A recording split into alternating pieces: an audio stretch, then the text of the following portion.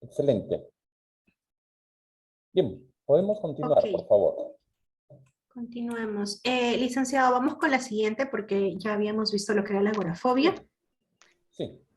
El trastorno de ansiedad generalizada.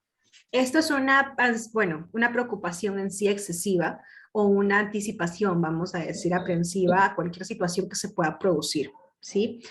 Eh, Vamos a decir, en relación con diversos sucesos o actividades como la actividad laboral o escolar. Son personas que de repente tienen miedo, un miedo excesivo a lo que pueda ocurrir en su trabajo, en su vida, en su familia.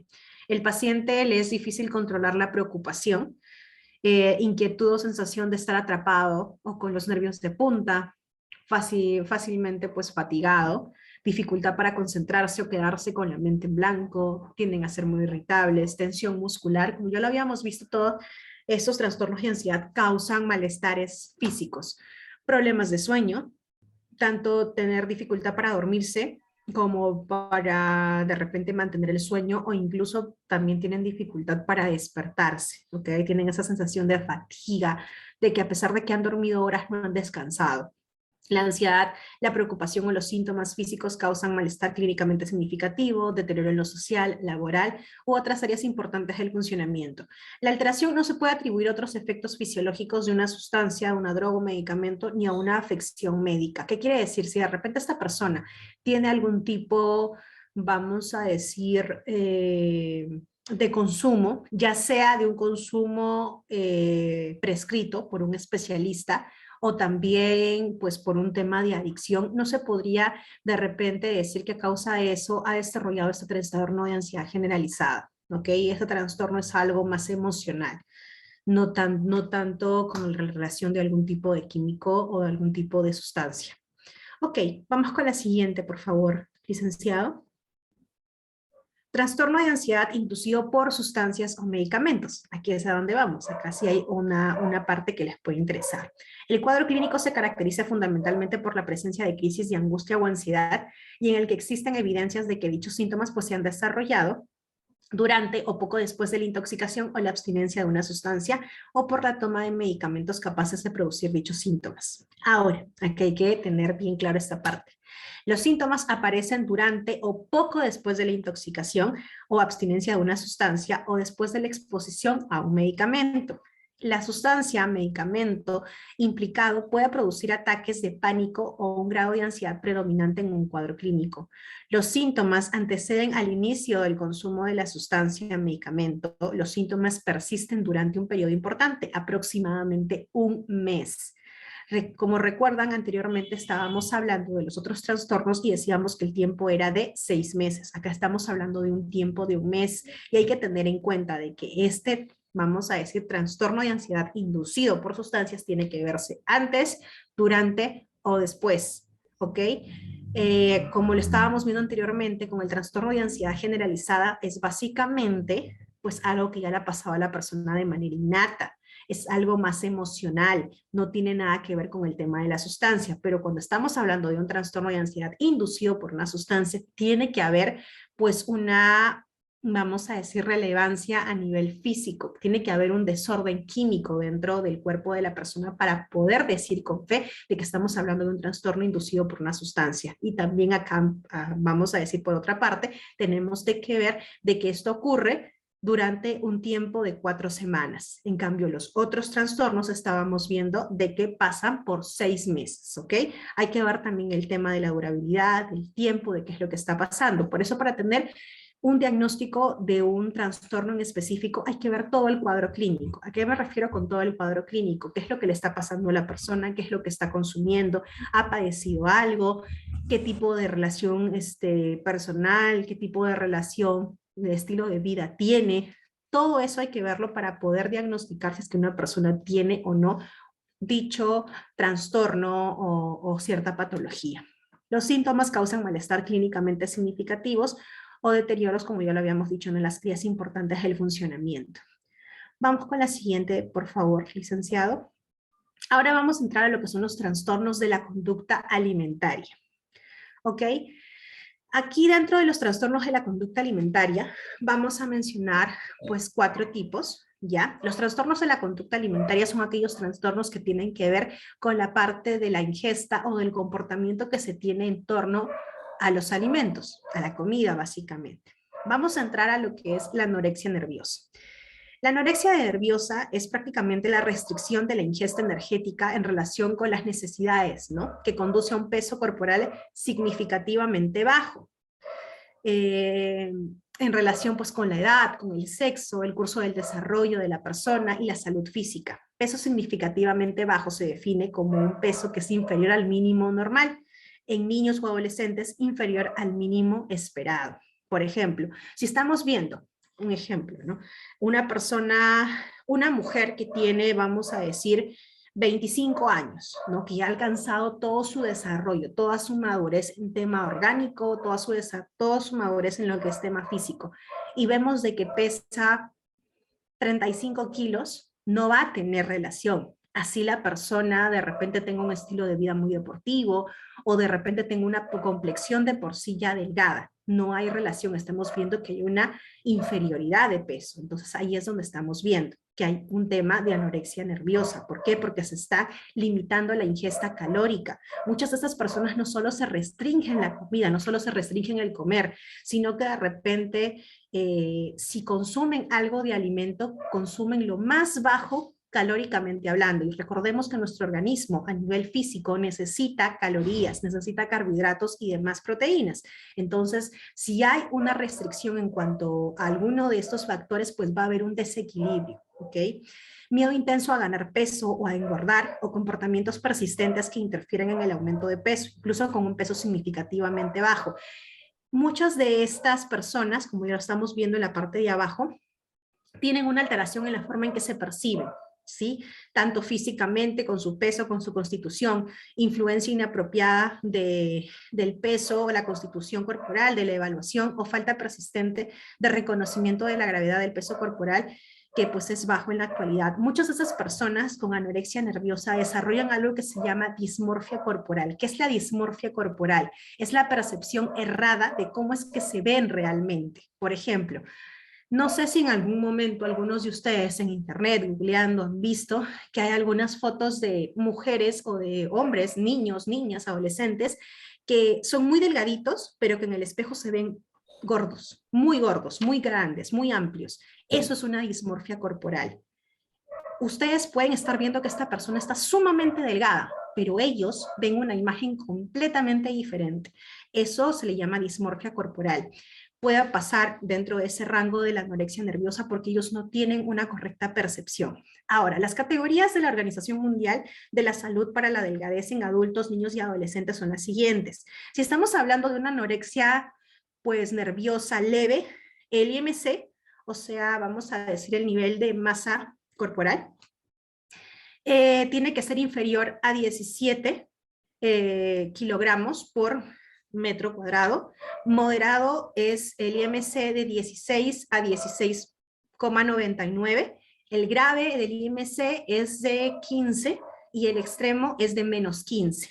Recordemos que una persona tiende a tener un IMC diferente, ¿no? Ya sea por el peso, ya sea por la constitución, porque no todas las personas tienen una constitución delgada, pueden tener una constitución media, una constitución gruesa, pero de acuerdo a eso tienen que tener un IMC. Si estamos hablando de una persona que tiene un IMC inferior a un 20, vamos a decir, y es una persona ya adulta, mayor de 24 a 25 años, así sea muy pequeña, hay que ver qué tipo de, vamos a decir, de ingesta calórica o qué tipo de deficiencias puede tener.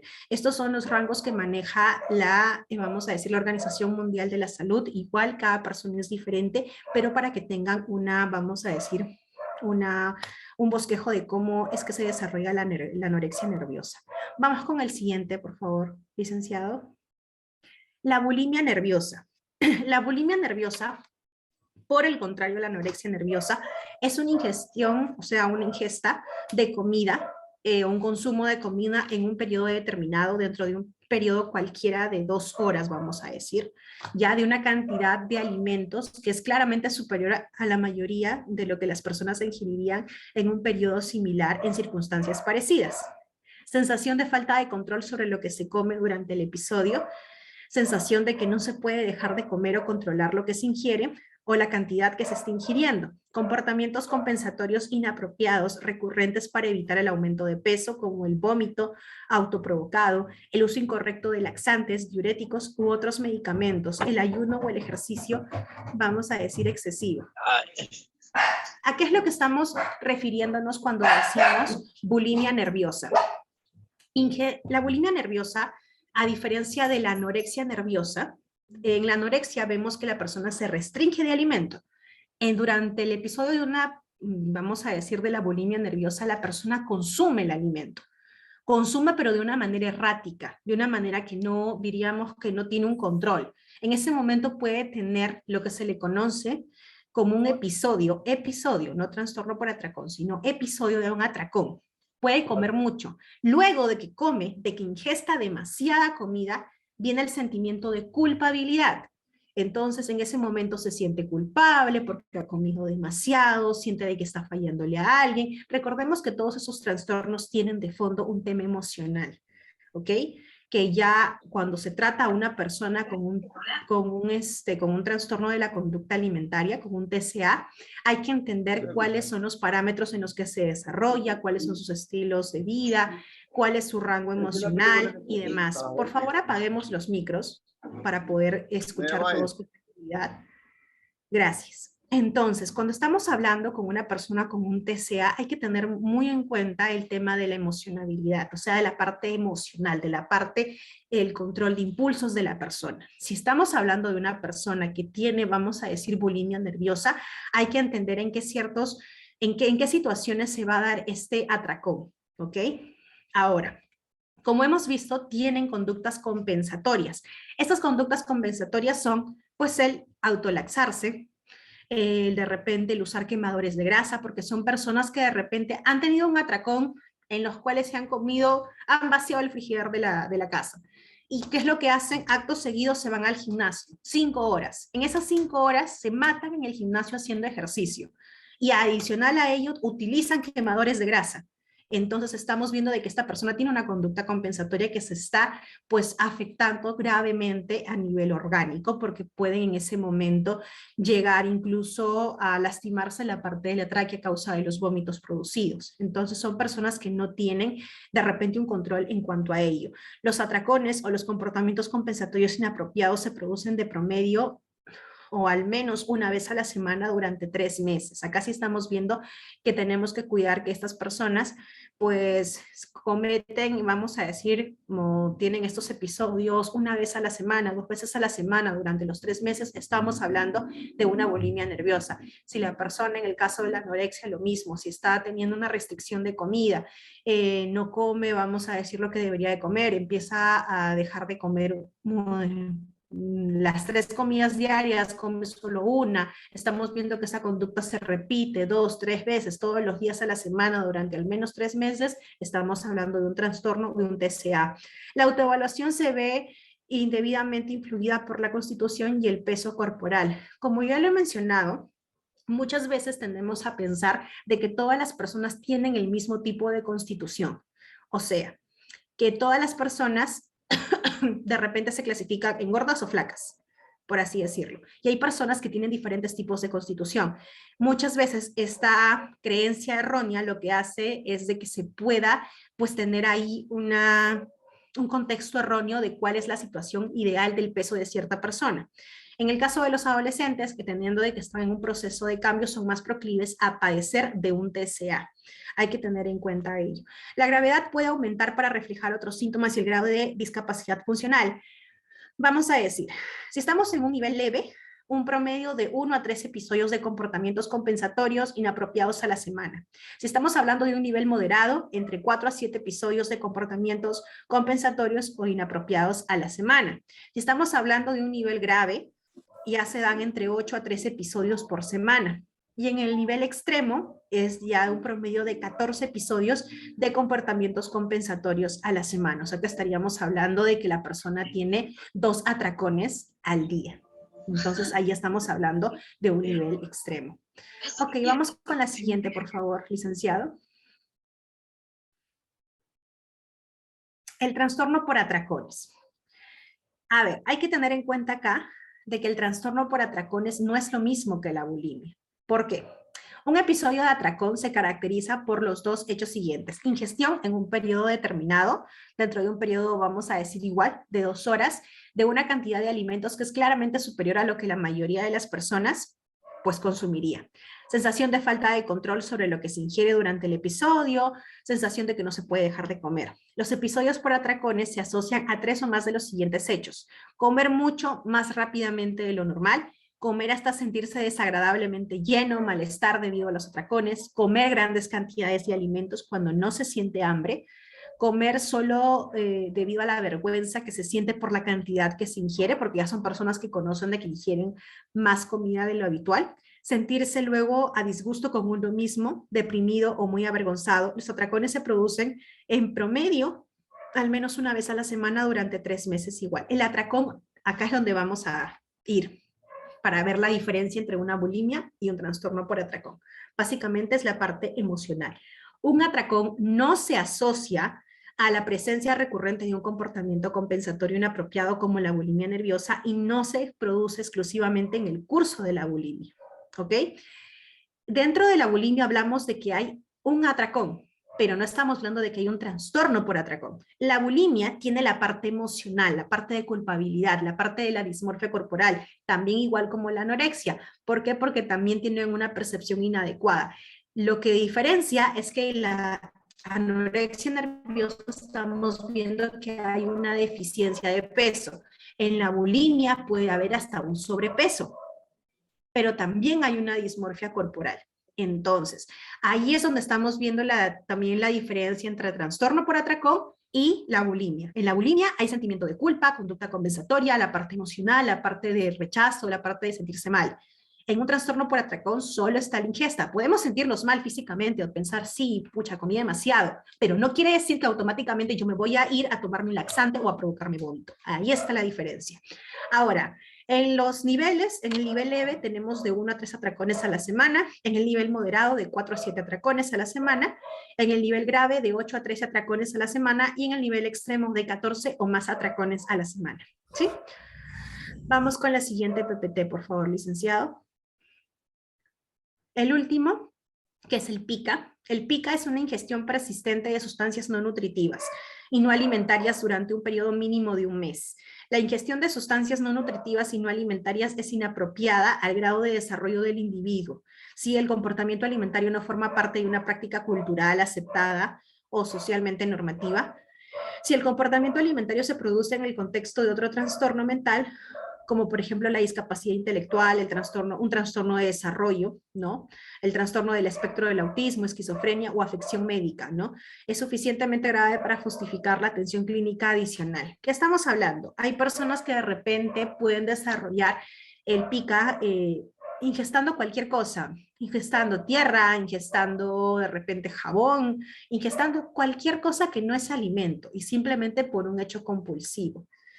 ¿Ok? Si estamos viendo de que es una persona que tiene de repente un retraso mental o una deficiencia dentro del desarrollo neurológico, podría también atribuirse a ello y sí necesita, pues, obviamente, cuidado médico. Después de haberse cumplido todos los criterios para el PICA, no sea, vamos a decir, en el caso de una remisión, quiere decir de que podríamos estar hablando de una remisión en una persona que de repente ya no ha cumplido nada de la ingesta de alimentos no apropiadas en aproximadamente 8 semanas. Si esta persona ya no ha ingerido lo que ingería, que era cualquier cosa que no sea alimento, durante un periodo de 8 semanas, estamos hablando de una persona en remisión, de una persona que ya se está restableciendo de este trastorno de la conducta alimentaria.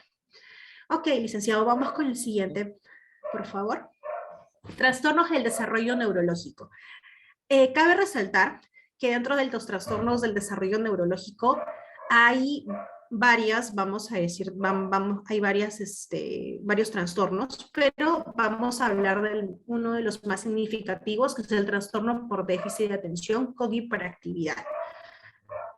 Ahora, ¿qué es el trastorno por déficit de atención con hiperactividad? Este trastorno con frecuencia es una falla al momento de prestar atención. Son personas que de repente no pueden prestar atención como las que normalmente se podrían ver, ¿no? Vamos a decir que son personas que pueden sentarse, pueden escuchar como ustedes lo están haciendo en este momento. Ya que pueden prestar atención, que pueden estar tranquilos, en silencio, no. Son personas que no pueden estar tranquilas escuchando algo. Ahora, el trastorno por déficit de atención con repente no esté desarrollado adecuadamente o tenga algún tipo de retraso mental. No, puede responder, puede ser un buen alumno, puede ser un buen profesional, pero simplemente la forma en la que él presta atención o la forma en la que él aprende es completamente diferente. En este caso, se cometen, vamos a decir, errores en las tareas escolares, en el trabajo, durante otras actividades, ya que se pasan por alto, se pierden detalles. El trabajo no se lleva a cabo con precisión, con frecuencia tienen dificultades para mantener la atención en tareas o actividades recreativas, tienen dificultad para mantener la atención en clases, conversaciones, durante una lectura prolongada. Con frecuencia también parecen que no escuchan cuando se le habla directamente, parece tener la mente en otras cosas, son personas que incluso pueden distraerse muy fácilmente, con frecuencia no siguen las instrucciones y no terminan las tareas escolares, los quehaceres o los deberes laborales. Inician tareas pero se distraen rápidamente y los evaden con facilidad. Ahora, no cumplen o no siguen normas, no por el hecho de que no quieran o que tengan una falla con la autoridad, ¿no? Con las figuras de autoridad o con las reglas en sí, sino que simplemente es algo que se les pasa por alto, es algo a lo que no prestan atención y en su momento es como que se les fue. Entonces, las personas con un trastorno por déficit de atención e hiperactividad tienen que tener una manera diferente de poder aprender y de poder laborar.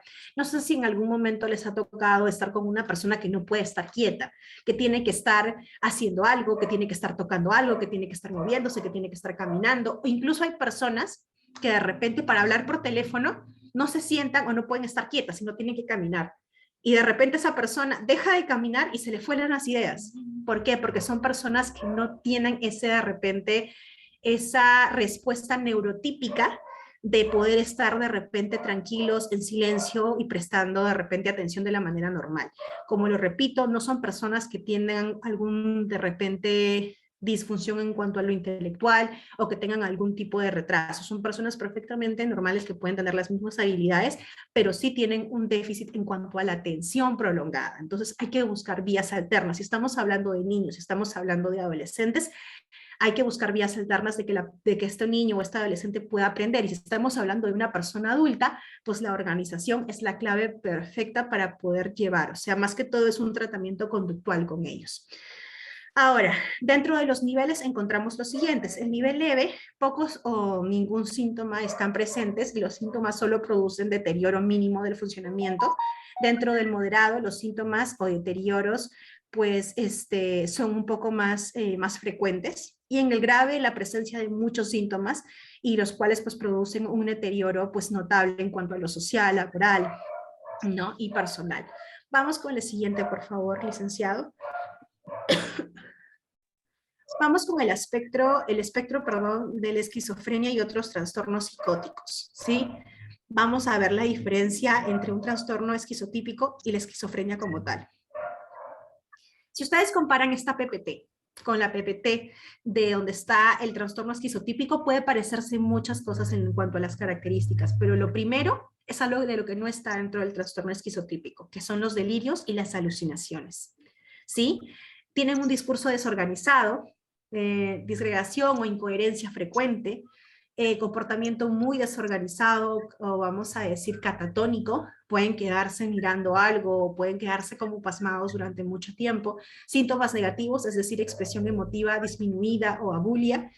Durante una parte significativa del tiempo, desde el inicio del trastorno, el nivel de funcionamiento en uno más ámbitos principales como el trabajo, las relaciones personales, los estudios, en fin, o hasta el cuidado personal está muy por debajo del nivel alcanzado antes del inicio, ¿ya? O cuando comienza la infancia, la adolescencia, fracasa, vamos a decir, la consecución del nivel esperado del funcionamiento interpersonal, académico, laboral. ¿Qué quiere decir? Que estamos viendo a una persona, vamos a decir, de 15 años. Este adolescente de 15 años ya tendría que saber valerse por sí mismo, pero tenemos o vemos de que esta persona tiene la independencia de un niño de 8 años, de 5 años, Entonces ahí estamos viendo de que hay un desarrollo, un deterioro en cuanto al desarrollo en las áreas del funcionamiento en cuanto a la independencia, pues muy marcado. Los signos continuos del trastorno persisten durante un mínimo de 6 meses. Este periodo de 6 meses ha de incluir al menos un mes de síntomas o menos si se trató con éxito, y puede incluir periodos de síntomas, vamos a decir, residuales durante estos periodos.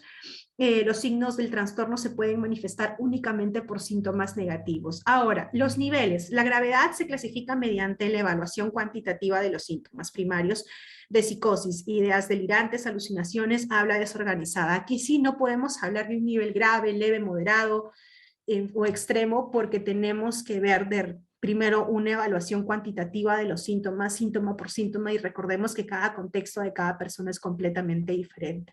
Entonces, de acuerdo al DSM, nos recalca de que hay que tener pues una evaluación continua y cuantitativa de los síntomas, o sea, ir haciendo como un checklist y viendo mes a mes el avance que puede tener esta persona si es que está en tratamiento. Ok, vamos con el siguiente, por favor, licenciado. El trastorno bipolar y otros trastornos relacionados. A ver, siguiente, licenciado. Dentro del trastorno bipolar, vamos a decir, en un periodo definido de tiempo, hay vamos a decir, un cambio brusco en el estado de ánimo normal, ¿no? Vamos a decir, tienen cambios, estas personas con trastorno bipolar tienden a tener cambios emocionales muy abruptos, ¿ok?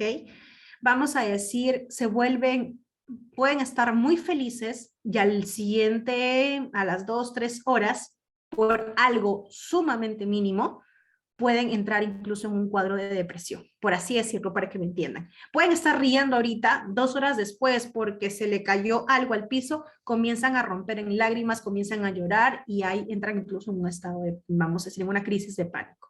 Entonces, si estamos viendo esos cambios o esa fluctuación abrupta de, vamos a decir, de emociones, estamos de repente ante un caso de un trastorno bipolar. Ahora, tienen un aumento anormal y persistente de la actividad o la energía dirigida a un objetivo, que dura como mínimo una semana y está presente la mayor parte del día, casi todos los días, o cualquier duración si se necesita, pues hospitalización. Durante el periodo de la alteración del estado de ánimo y aumento de la energía o la actividad, existen 3 o más de los síntomas siguientes.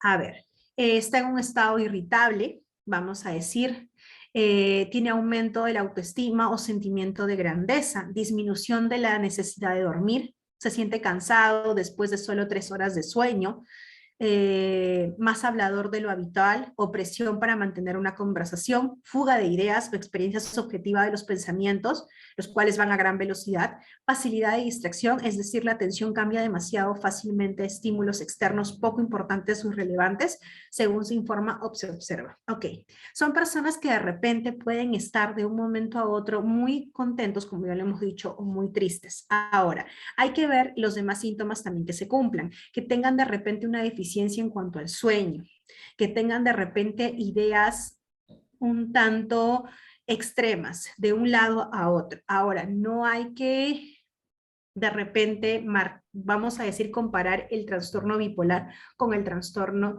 límite de la personalidad, porque son completamente distintos. En el trastorno límite de la personalidad estamos viendo que de repente son personas muy impulsivas, de repente que son personas que no tienen un control de impulsos, que de repente tampoco tienen un autocontrol o un autocuidado. En el trastorno bipolar hay una fluctuación de estado de ánimo que va de un extremo a otro. Ahora, estas personas también, como decimos, tienen fuga de ideas o expresión subjetiva de las cosas. Están pensando, están conversando contigo de manera normal y de repente es como si se les hubiese ido la conciencia en ese momento y comienzan a hablar de otra cosa o se distraen incluso porque por algo mínimo pasa una mosca y se quedaron ahí distraídos, ¿no? Entonces hay que tener en cuenta toda la sintomatología para poder tener un cuadro clínico más extenso y ver también el tiempo de la durabilidad.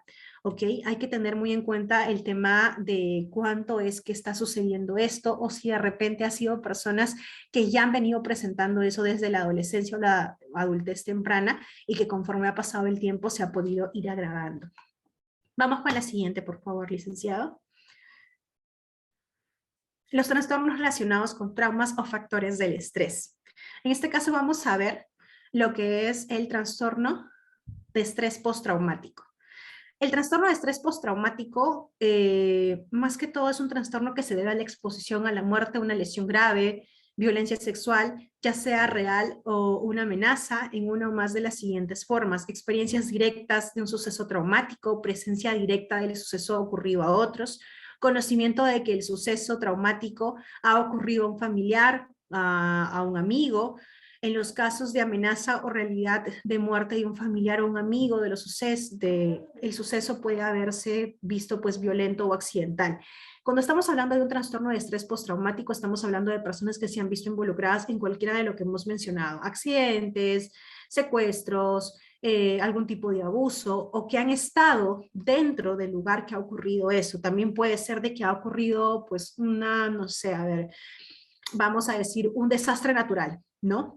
Pueden generar trastorno de estrés postraumático. Personas, en el caso de personas que pertenecen al ejército, que pertenecen a algún tipo de, vamos a decir, la policía o algo, de alguna de esas entidades, también son personas que pueden tender a desarrollar un trastorno de estrés postraumático por el nivel de exposición que ha tenido conforme al riesgo que ha tenido su vida. Ahora, no necesariamente quiere decir que le vaya a pasar a él, que le haya pasado a él. También puede ser de que sea una persona que le haya pasado algo muy grave a un familiar muy cercano y él lo haya presenciado, o simplemente haya visto la reacción, no del hecho en sí, pero sí de la reacción que ha tenido esta persona. Puede desarrollar un estrés postraumático a causa de eso también.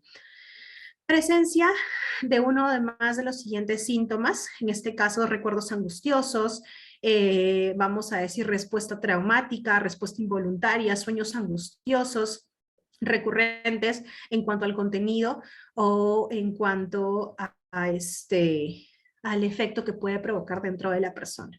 Ok, vamos con el siguiente, licenciado, por favor. Vamos a la parte del tratamiento. A ver, en lo que hemos visto, los trastornos de la personalidad, en cuanto a los trastornos ansiosos, en los trastornos de la conducta alimentaria, todos lo que hemos visto anteriormente, pueden llevarse o pueden tener un tratamiento como una terapia conversacional, que es una terapia, que es una psicoterapia como tal. La psicoterapia puede ayudar, pero puede ayudar a establecer una relación un poco más cercana. Una forma más modificada de la terapia puede ser la cognitiva conductual, en la cual se establece no solo el trabajo en cuanto a las cogniciones, a los pensamientos, sino también a la conducta. Puede ayudar a cambiar las creencias y los comportamientos problemáticos. Aquí es donde quería hacer un paréntesis. La psicoterapia se puede llevar, pero también se puede llevar a cabo terapia grupal. ¿Ok? Un objetivo de un tratamiento individual puede ser participar en un entorno, en un grupo en el cual se puede interactuar con otras personas que también están prácticamente en la misma situación, o que tienen también o han pasado por las mismas situaciones que ellos han pasado, la persona, el paciente afectado. Con el tiempo, la terapia grupal también puede brindar una estructura de apoyo y mejorar las habilidades sociales. En este caso, se puede llevar a cabo una terapia de grupo y una psicoterapia individual. Claro que sí. Y es lo más recomendable, de hecho, porque muchas veces estos grupos de apoyo pueden ayudar mucho a la persona a establecer la línea de que no son las únicas personas que les está ocurriendo eso, y que dentro de todo ese grupo hay personas que están pasando por lo mismo, y ese apoyo o esa sinergia de poder, o pueden de repente ayudarse entre sí, también puedes dar un soporte extra a todo el tratamiento. Como ya lo mencioné, medicamentos. Si bien no existe un medicamento específico para tratar, vamos a decir, el trastorno esquizoide de la personalidad, algunos medicamentos pueden ayudar con problemas como la ansiedad o la depresión, que son de repente problemas subyacentes que pueden aparecer durante el proceso. Con la siguiente, por favor, licenciado. Ahora, dentro de los trastornos ansiosos específicamente, se manejan con medicación, psicoterapia o ambos, como ya lo habíamos mencionado. Antes de iniciar el tratamiento, el personal médico debe tener en cuenta si los síntomas son causados por un trastorno mental o por una enfermedad médica o sustancia. ¿Sí? Hay que tener en claro eso, como les decía hace un momento. Si estamos hablando de una persona que de repente tiene un consumo de sustancias y adicional a eso tiene ansiedad por separación, hay que tener en cuenta cómo es que se va a llevar a cabo el tratamiento. Ahora, ¿estamos hablando de una dualidad? Sí. Entonces, al hablar de una dualidad, hay que tener en cuenta mucho el tema de saber cómo es el abordaje. También es relevante identificar si el paciente presenta comorbilidad con otros trastornos psiquiátricos, como por ejemplo la depresión, enfermedades médicas o como el trastorno de abuso de sustancias. Los individuos con trastornos ansiosos que hayan recibido tratamiento previamente deben informarlo a su médico tratante, ¿ya? Reportando si han recibido pues algún tipo de tratamiento farmacológico. Ahora, hay dos tipos de tratamiento. El tratamiento de corto plazo, que son de 12 semanas. El objetivo es la disminución de la frecuencia y la intensidad de la crisis con el control de la ansiedad anticipatoria y de las conductas evitativas. ¿Ya? Y el tratamiento a largo plazo, de 3 a 4 meses, en ese tratamiento, pues es ya un objetivo es mucho más global, ¿no? Ya no solamente es disminuir, sino también mantener el control de los síntomas y reducir las tasas de recaída. Ok, bueno, creo que ya hemos llegado al fin. Ahora sí, si hay preguntas, este es el momento, licenciado. Sí, vámonos con el último enlace que van a ser solamente unos cuantos minutos, básicamente para las preguntas y ya para cerrar, ¿ya? Listo. Porque nos quedan solamente 1 minuto y medio de Zoom. Ya vamos con el último enlace, por favor, grupo. Último enlace, por favor.